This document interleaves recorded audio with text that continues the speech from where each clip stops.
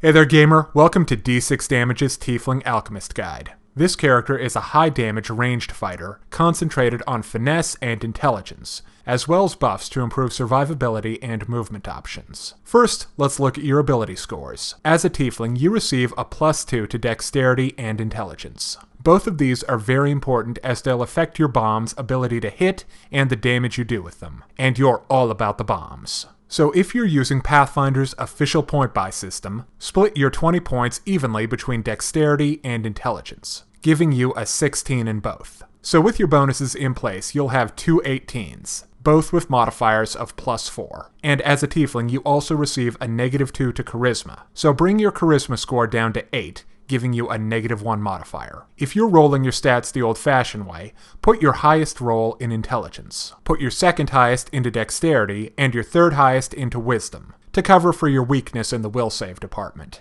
Now, as an alchemist, you have access to some fun class features. The first, and what this character is built around, are the bombs. You can create magical explosives and blast your enemies for 1d6 damage per alchemist level. Plus, you add your intelligence modifier to damage with your bombs. And as a Tiefling, you have access to a favored class bonus that lets you add +1/2 point of damage to your bombs per level. So that means by the end, you'll be doing an extra 10 points of damage per bomb. You can make a number of bombs per day equal to your alchemist level plus your intelligence modifier, so at first level, that's 5 bombs, doing 1d6 +4 damage. Your explosions do fire damage, but you can change that with discoveries, more on those in a second. You can also make mutagens. These beef up one of your physical stats at the expense of one of your mental stats, as well as give you a +2 natural armor. I recommend keeping a mutagen that affects your constitution. Drinking it will give you a +4 to con. That means 2 more temporary hit points per level. This can be very helpful if you're in a tough fight. But you'll be taking another -2 to charisma, so you're going to be fairly unpleasant to be around, but none the worse off for the next 10 minutes per alchemist level. Finally, you have extracts. These potion-like concoctions work like the spells of another casting class. Oh, and you get Brew Potion as a bonus feat, so cook away. Now let's look at the Tiefling racial traits. One of the best is Fiendish Resistance. This gives you a +5 to cold, fire, and electricity. This is going to put you in good stead against most evocation spells. I also recommend swapping out your spell-like ability to cast Darkness once per day for a shiny new set of claws. Also, ditch Fiendish Sorcery for the Prehensile Tail ability. This allows you to grab small stowed objects, like potions, hint hint, you see where I'm going, as a swift action. And finally, swap out Skilled for Vestigial Wings. This gives you a +4 to fly checks, and they'll work great with the Wings discovery, which I highly recommend for this build. Speaking of, let's talk about those discoveries. Discoveries are augmentations your alchemist gains as you level up. First, at level 2, take Precise Bombs. This is great for throwing bombs into melee, because you can exclude a number of squares equal to your intelligence modifier from taking splash damage from your bomb. Next, at level 4, I recommend one of the different energy types, like electricity, cold, or acid, just in case you come across guys with fire resistance. Then at level 6, definitely take Wings. This gives you a set of wings to fly with. So if you take damage while flying, you'll need to make a fly check, hence the Vestigial Wings. But unlike magical flight, you're not considered flat-footed. Then at level 8, take Fast Bombs. This lets you throw as many bombs as you have attacks. Oh, and by the way, bombs do count for feats like Rapid Shot. At level 10, take Combine Extracts. This lets you put 2 spells in one bottle, so you can buff yourself faster. But magic comes at a price, dearie, and a combined extract will cost you a spell slot 2 levels higher than the highest level extract in the brew. That means a combined extract of Shield and Reduce Person, both first level spells, would cost you a 3rd level spell slot. Beyond that, there are all kinds of fun discoveries you can take, like Force Bombs, which means you can blow up incorporeal things like ghosts, Bottled Ooze, which lets you plop a rampaging ooze on the battlefield, Dispelling Bombs, which cancel magical effects like Mage Armor or Fly, and on the slightly sillier but very helpful side, Healing Bombs. Oh, you just got stabbed? A nice soothing explosion will help.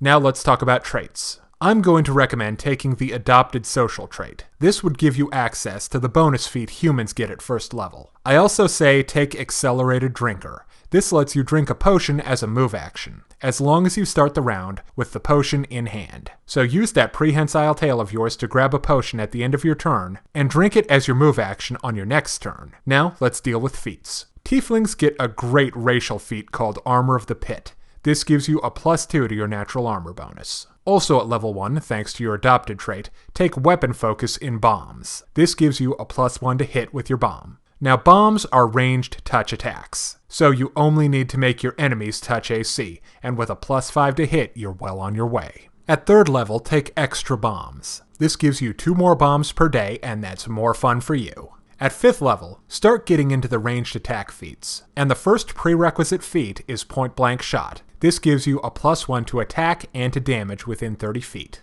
And since your bombs have only a range of 20 feet, this one's a winner. Next, take Rapid Shot. This lets you have an extra attack, at the price of a -2 on your attack rolls. But that's compensated for by Weapon Focus and Point Blank Shot. And when you start throwing 3 bombs per round, you're really doing a lot of damage. At 9th level, take Far Shot, for those times when you need to move outside of your 20-foot range. This decreases the ranged penalty to just a -1. Okay, now let's talk about extracts. Healing spells like Cure Light Wounds, and its higher levels are a must, because they make great potions and let you recover your health. Shield is great for increasing your AC, and since it's a deflection bonus, it works against firearms, even at close range. Also, fun fact, it's a force effect, so it also blocks the incorporeal touch attacks of creatures like ghosts and shadows. Reduce Person is right up your alley. As a small category creature, you get a +2 to dexterity, giving you a +1 to your AC and a +1 to attack. And you also get a +1 to both of those anyway for being a small category creature, so that's a +2 to both attack and AC,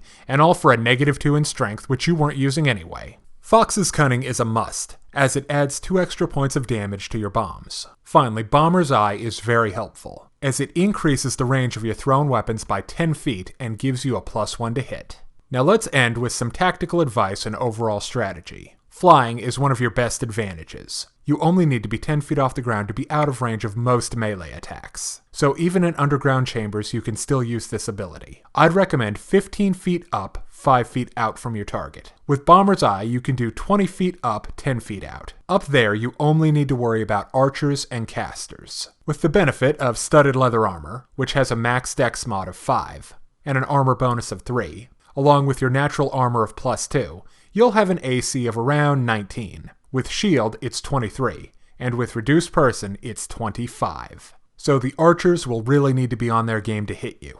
As for fireball spells, well, you're going to be getting singed, sorry about that, but you'll get a chance to dodge for half damage. So a maximum fireball will do 10 d6 of damage. That means they'll be doing an average of 30 points of damage. Since Reflex is your strongest save, most likely you'll be making your Reflex save to half for 15 points of damage. Probably. And with Fiendish Resistance, that means you're only taking 10 points of damage. For your skills, you're going to be getting around 8 skill points per level. Craft Alchemy is a must for making potions and all kinds of other goodies. Disable Device is always helpful, and so is Appraise for finding out exactly what you found. Fly, which is a dexterity-based skill, is a must. To hover, you need to make a fly check of 15, and you're going to be hovering a lot. Now, in order to take ranks in fly, you need to be able to fly. So at level 6, when you get the Wings discovery, put at least 1 rank into this skill. With the minimum investment of 1, your dexterity modifier of +4, the tagged skill bonus of +3, and your vestigial wings giving you a +4 bonus,